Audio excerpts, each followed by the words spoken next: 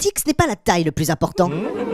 Mais si je vous disais qu'en acceptant de rétrécir, vous pourriez convertir quelques milliers d'euros en plusieurs millions? Intéressant, non? Ou peut-être pas. En tout cas, vous pourriez au moins contribuer à sauver l'humanité. Et ça, c'est déjà quelque chose. Cette proposition va faire pâlir d'envie Madoff, bonimenteur et arnaqueur en tout genre, et pourtant tout ce qu'il y a de plus honnête.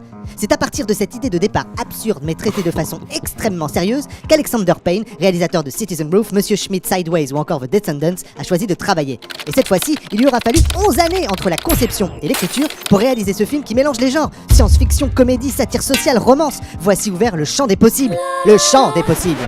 Alors, est-ce que ce film est à la hauteur ou allez-vous tomber de haut? Le scénario tient-il la route ou est-ce que le précipice guette? Bref, est-ce que ça vaut vraiment le coup d'aller le voir? On vous dit tout dans la Gifstory de Downsizing. Oh my god.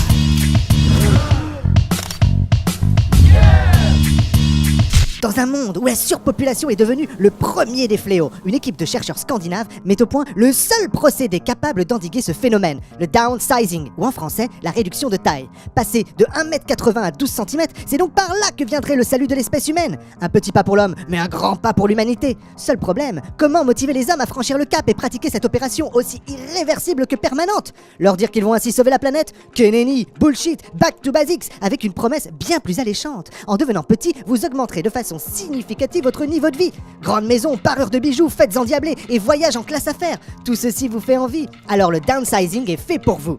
C'est précisément dans ce contexte que le couple Safranek se décide à franchir le pas.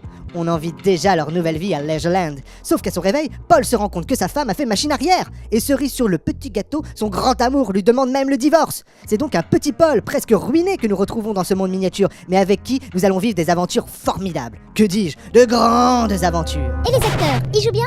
Il joue bien, et même très bien. Si c'est Matt Damon qui tient le haut de l'affiche, c'est surtout Christoph Waltz et Hong Chau qui impressionnent. Et surtout Christoph Waltz. Non. Mais si, souvenez-vous, celui qui jouait l'impitoyable SS dans Inglourious Basterds. Bref, cette fois-ci, c'est dans le rôle d'un voisin serbe, fêtard, invétéré et petit trafiquant de biens de luxe qu'on le retrouve. Il est tellement drôle et attachant que la femme d'Alexander Payne a même demandé lors d'un pré-screening qu'on le mette encore plus à l'écran. Et quelle bonne idée elle a eue! Quant à Hong Chau, elle joue ici le rôle d'une réfugiée vietnamienne miniaturisée de force, et bien qu'elle force un peu le trait linguistique de l'asiatique qui parle mal anglais, elle sait rester touchante et apporter une vraie fraîcheur. Et le scénario, est-ce qu'il tient la route? Quand un scénario est bon, c'est que le scénariste pense à tout. Et ici, le scénario tient la route parce qu'il anticipe toutes les interrogations que l'on pourrait avoir. Et ce que l'on a particulièrement apprécié, c'est que le film a l'élégance de laisser le spectateur se faire son propre avis, et donc de s'approprier le film. Certains y verront un film avec une conscience politique et environnementale, d'autres une satire sociale sur la société consumériste, d'autres encore une simple comédie. Le tout sans jamais trahir les attentes du spectateur. Alors, est-ce que ça vaut le coup d'aller le voir?